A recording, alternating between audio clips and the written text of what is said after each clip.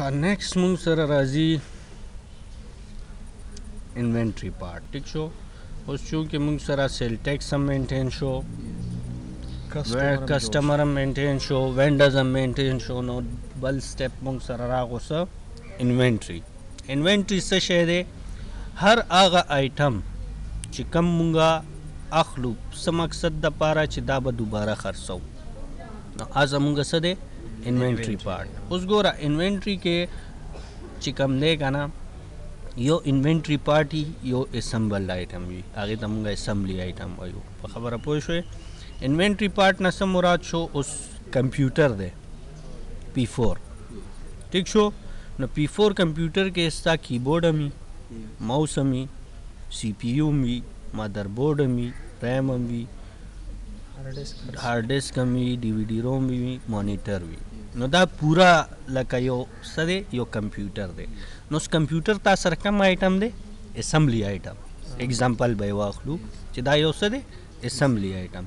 खुमा खुदा कंप्यूटर पूरा योजे परचेस करे ना देखा ना कचरे योजे ता तदा पूरा यो सेट पूरा कंप्यूटर राजी न बिया ता अगर निवले शे as a inventory part otherwise ज सकोमा ज कीबोर्ड बियल का स्टार्टर वर्को माउस बियल का स्टार्टर वर्को मा प्रोसेसर चीदी कराची न रागवाड़मा मदरबोर्ड द लाहौर न रागवाड़मा बिया दा टोल शिजुना चिकला जमा दे कारोबार तराशी नो ज बिया सो कमा माता चियो कस्टमर वही च जमा सलोर दाने P4 सिस्टम पकार दी नो ज खपल इंजीनियर्स तो हुआ मा च सो का यो सलोर दाने P4 तैयार का नो अगर सो की खपल इन्वेंट्री ना सलोर प्रोसेसर रवाली सलोर मदरबोर्ड रवाली नो आगा यो असेंबल्ड की आइटम मुंगा संग चवयो चे हार्डवेयर के मुंगा सही तक को असेंबलिंग एंड असेंबलिंग मतलब से टोल पुर्जे योजे कवर को आगा पुर्जा जानता या यो पार्ट जानता सदे यो इन्वेंट्री पार्ट लैपटॉप इन्वेंट्री क्या है सर और दा यो इन्वेंट्री पार्ट दे कंप्लीट दे के सागा निश्ता और लैपटॉप एक्सेसरी चे खर्चे DVD रोम शो CD रोम शो हार्ड डिस्क शो रैम शो दा शिजुना दा बिया दा दे सदी इन्वेंट्री पार्ट सी और लैपटॉप पूरा यो सदी असेंबल्ड आइटम खबर पोइशे नन ममुंगा इज द कौसा इन्वेंट्री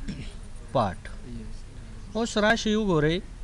चरतना च मुंगा टैक्स आइटम जोड़ कड़ो याद ते आइटम लिस्ट तबजू लका आइटम लिस्ट किस्ता टोल हर सा आइटम लिस्ट के प्राते दी सही शो नो दल तक हम सर गोरा 16% 21% सेल टैक्स वगैरह दा मुंगा जोड़ कड़ा सही शो उस बराशु दोबारा चरता आइटम न्यू आइटम और दे पेरेल जैसा जोड़ो मा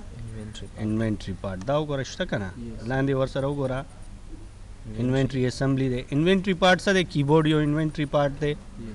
वगैरह वगैरह ठीक शो इन्वेंट्री असेंबली सदा चिकला ज यो डिफरेंट पार्ट्स यो जे कम यो पैकेज या यो शे जे संबल्ड कम उस संग ची कालीन वाला ने नो कालीन ख्वागा तैयार न रोड़ी कारखाना की जोड़ी नो कालीन माने सुमर मटेरियल लगी सस मटेरियल लगी नो कालीन खोस्ता संबल्ड आइटम दे कना खबर पोशवे दागरंगे गोरा मा सर दे नॉन इन्वेंट्री आइटम से शेयर है नॉन इन्वेंट्री आइटम लक उस जमा दफ्तर की ट्यूबलाइट लगे दले देखो इन्वेंट्री हो कम इन्वेंट्री दा नॉन इन्वेंट्री माँ को दे दा पारा ना या से खर्च से कम बस दन्ना दफ्तर के ट्यूबलाइट लगे दले पकी लगे दली दी टोल नो दाद से की राजी दा नॉन इन्वेंट्री आइटम के राजी पर खबर पोछे दा करेंगे मुंग सर दे अदर चार्ज आइटम सुई लका उस जमा मा सर यो मशीनरी प्रता दा ले पे किराया वर्को म दागे न साखलम चार्ज अखलम पैसे अखलम नागा चार्ज आइटम शो सही शो दागरंगे गोरा सब टोटल नोदल तगवाड़े च द माता डिफरेंट आइटम यो सब टोटल शांति जोड़शी सही शो दागरंगे राशा ग्रुप न समोराचो लका डिफरेंट आइटम्स तो यो ग्रुप जोड़े लका आगा यो ग्रुप के खर्ची संगम पैकेज वही बना च दादा आइटम है पयो पैकेज की नो आगा ग्रुप हम तक कवले शे ठीक शो न दा बकौ नन जमुगा टॉपिक दे इन्वेंट्री पार्ट उसको रमा सरा आइटम नंबर या नेम उस पहले आइटम जोड़ो मा आइटम सनुम दे कीबोर्ड ठीक शो कीबोर्ड زما سره آیټم نیم شو اوس کم کیبورډ دی ډسکرپشن ته راشه دلته ورته هغه نمبر وغیره مینوفیکچر پارت نمبر وغیره لیکلی شي اوس زه یم چې دا کیبورډ دا آی بی ایم کیبورډ دی نو دا د دې څه شو پرچیز ټرانزیکشن دپاره ډسکرپشن زه چې کله پرچیز آرډر یا پرچیز انټریانې کومه نو ډسکرپشن کالم کې به څه راځي آی بی ایم کیبورډ دا رنګ کمپیکټ کیبورډ بیل دی ډیل بیل دی هغه بیل دی پوه شوې دلته به راشي څه ډسکرپشن آن سیل ټرانزیکشن کله چې زه دا خرڅومه نو سیل به یې کومه نو ته غواړې چېرې پرچیز کې د دې دا نوم راشي سیل کې د دې نو دلته یې چینج کړه صحیح شو ښه اوس دا کیبورډ به زه اخلمه نو اغېزونکې پرایس ته مونږ څه وایو کاسټ پرایس صحیح شو نو اوس کیبورډ ما ته پریوزي فار ایگزامپل 75 روپیز کې یو دانه دا د دې کاسټ شو لکه بار بار ما ته پرایس ورکول اوس ضرورت نشته بس کله چې اکاونټ جوړو هلته د هغې کاسټ فکس شي لکه دا کیبورډ چې چېرته زه اخلمه د دې به قیمت کاسټ دی که نه کله هم چې زه اغستونکي ټرانزیکشن کوم نو هغې کې به د دې کاسټ پرایس راځي اوس ګوره دا کاسټ پرایس په څه کې جمع کیږي ما سره چارټ آف اکاونټ کې یو اکاونټ جوړ دی ګوره کاسټ آف ګډ سولډ په خبره پوه شوې او ټایپ یې څه دی کاسټ آف ګډ سولډ لکه ته چې انوینټري کې ډیل کې او تا سره کاسټ آف ګډ سولډ نه وي ته دا انوینټري نشي مینټین کولی نو دا چونکې مونږ سټارټ کې تاسو ته یاد شي مونږ ته بک ریکمینډ کړي وو چې دا د اکاونټ ته په کار به راځي نو هغه آلریډي کویک بک جوړ کړی که سړی جوړ نه وي نو ته به دلته نه څه وکړې جوړ به یې کړې خبره پوه شوې او لینک به یې کړې چېرته د کاسټ پرایس سره ګوره سی او جی ایس څه ته ویلی شي کاسټ آف ګډس سولډ اکاونټ دا خو د هغې قیمت شو نو اکاونټ به څه شي کاسټ آف ګډ سولډ بل راځي مونږ سره پریفرډ وینډر پریفرډ وینډر څه ته ویلی شي اکثر زه دا مال اوچتومه دا کیبورډ یې اوچتومه چا نه احمد نه اوس که تا سره وینډر لیست به وي که نه نو پریفرډ اوس بلا شی وینډر دي نو مونږ ته بیا یاد هم نه وي چې دا مال مونږ چا نه آرډر کوو بیا مونږ کتی شو ریپورټ کې چې یاره د دې پریفرډ وینډر څوک دی احمد دی خبره پوه شوې ښه اوس ګوره دلته به راشو سیل پرایس اوس 75 کې زه اخلمه نو زه به په څو کې خرڅومه زه یم چې 150 کې خو به زه دا کیبورډ خرڅوم پوه شوې 150 کې به یې خرڅوم نو د دې به سیل پرایس 150 به وي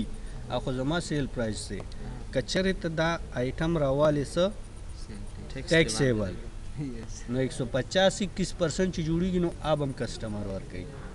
خبره پوه شوې دا خو سیل پرایس دی زما ټیکس خو زه نه اخلم زما خو 150 روپۍ سره کار باقي چې حکومت څومره ټیکس اخلي آب هم کسټمر ورکوي که نه په خبره پوه شوې نو دا به ټیکسیبل به راوالم نو چې دا که ته نان ټیکسیبل راوالې که هلته کسټمر باندې ټیکس لګېدلی هم وي نو په دې آیټم به ټیکس نه کټ کېږي نن مطلب څه دی چې دا ټیکس نه ایگزمپټډ دی ایگزمپټ مطلب په دې نشته پوه شوې او موږ به یې راواخلو دا راوام غیستو ښه اوس ګوره انکم اکاونټ نو دا چې خرڅوم نو دا 150 روپۍ به چېرته ځي کم اکاونټ ته به ځي نو چې کله موږ ګډ سولډ کوو نو کم اکاونټ کریډټ کېږي سیل اکاونټ نو دلته به ورسره لینک کومه څه سیل چې کسټمر باندې تا 21% لګولې اوس احمد باندې موږ څومره لګولې 21 نو 21% به کټ کوي اوس رحیم دی رحیم باندې 16% کوډ دی هغې نه به 16% نه دلته نو خو دا آیټم شو که نه مایل چې دا آیټم ټیکسیبل دی نه خام کو یا دا آیټم نان ټیکسیبل دی نو که انوایس کې خو به ضروري خو نه ده چې انوایس کې اوس یو کس دی هغه 10 آیټم یې آرډر کوي هغې کې 3 ټیکسیبل دي 2 ټیکسیبل نه دي نو چې اوس ته مینولی ټیکس کیلکولیشن کې نو ته به ورځ کې څومره مال به خرڅې میاشت کې څومره انوایسز شو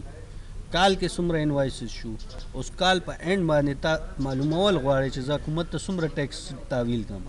نو ته به هر یو انوایس نه بیل مینولی به کښېنې او ټرانزیکشن یې به وباسې ښه د دې دا اماونټ شو دا اماونټ شو نو څومره غټه لانجه ده مینول اکاونټ کې ټیکس کیلکولیشن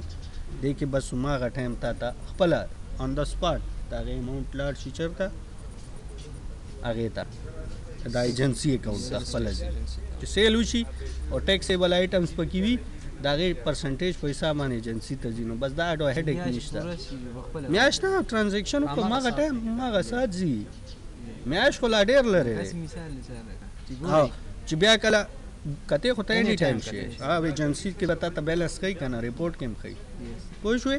نو بیا چې کله میاشت پوره شي تحویل یې کا نه به بیا زیرو شي پیمنټ دې وکړو که نه بیا چې نور سیل کې بیا تحویل یې کا یا ایٹ د اینډ اف د ایئر تحویل وه پوه شوې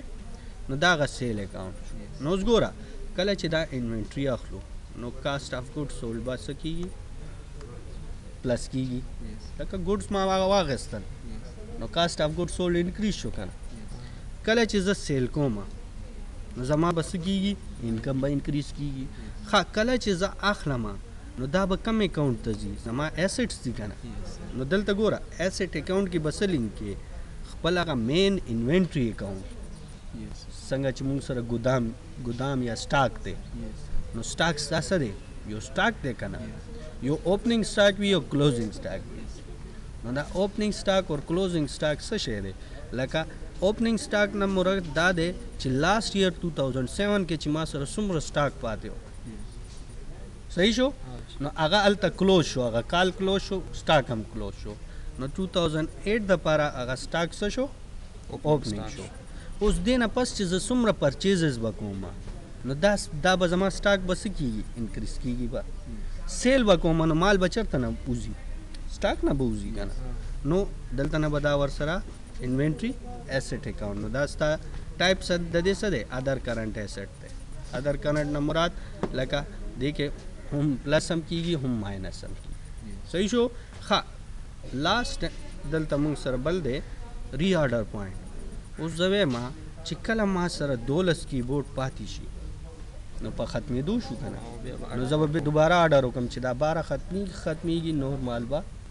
راغلی وي په خبره پوه شوې ښه اوس ما سره اوپننګ سټاک څومره دی اوپننګ سټاک نه مراد لاست ایئر ما سره که کیبورډ یې پاتې دي څومره کیبورډ یې پاتې دي یو شل کیبورډ یې پاتې دي نو دا اوس د کیبورډ څه شو اوپننګ سټاک شو پوه شوې یا آن هینډ ویلیو شو نو د دې ویلیو څومره جوړېږي ګوره یو کیبورډ 75 روپۍ دی نو 9000 روپۍ مالیت ما سره انوینټري ایسټ موجود دي اوکې کا نو ګوره تا سره یو کیبورډ په نامه ډسکرپشن یې دی IBM کیبورډ صحیح شو او انوینټري ټایپ څه دی انوینټري پارټ سیل اکاؤنٹ دی آن هینډ کې ما سره 100 دانې دي 120 آن سیل آرډر نو لا خو ما سیل میل آرډر نه دی کړی که نه نو سیل آرډر باندې هېڅ هم نشته او قیمت یې څه راغلی دی 150 روپۍ که چېرې زه اوس یو انټري خو شو اوپننګ سټاک خو مونږ انټر کړو که نه نو ټرایل بیلنس کې چیک کوو نو دلته وګورئ مونږ سره انوینټري ایسټ دی که نه 9000 ولې وجه څه ده چې کیبورډ اوپننګ بیلنس 9000 سره ډیبټ شو نو اوس ګوره یو انوینټري پارټ سره به څو اکاونټ لینک کې 3 کاسټ اف ګوډ سولډ سیل او انوینټري ایسټ بس بیا ته بیغم اوسه هر څه به خپله اټومیټیکلی کېږي ریپورټس به هم ستا اټومیټیکلی جنریټ کېږي او هر څه به ستا اټومیټیکلی کېږي دا به زه لږ پاس کړم صحیح شو ښه اوس وګورئ زه به یو بل آیټم هم جوړ کړم تاسو دپاره چې کلیر شي راوابلم څه انوینټري پارټ آیټم دی ما سره DVD روم صحیح شو ډسکرپشن ما سره شو څه سونی DVD روم دی ٹھیک شو سیل ډسکرپشن هم دا شو خادا ما ته پریوزي 1250 روپۍ کې نو اکاؤنٹ به کم لینک کم کاسټ اف ګوډ سولډ دام زه اخلم احمد نه بل وینډر مونږ سره فلحال نشته سیل پرایس نو دا به زه ور خرڅومه په 2100 روپۍ باندې صحیح شو ټیکس په دې شته صحیح شو او خرڅ اکاونټ سره سیلز Sales. انوینټری ایسټ با خپل لینک وي ٹھیک شو زم چې کله ماشاءالله شپږ دانې ډي وی ډي روم پاتې شي نو دا خطرې نه خدا بیا بارډر کو چې ختم نشي زیات اوس کرنټلی ما سره 24 دانې ډي وی ډي روم پراته دي چې دا غي مالیت څومره جوړیږي 30000 روپے اوکے کا ٹھیک شو دا تا سپیلنګ هم چیک کړئ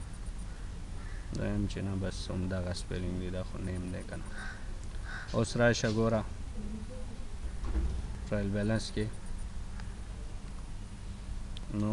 زمونږ څومره پې مالیت شو انوینټري ایسټس 39000 ولې 9 مخکې و 9000 مخکې و 30 دا شو دا ډي وی ډي روم هم پکې اډ شو کلیر شو نو دا مونږ سره څه انوینټري آیټم آیټم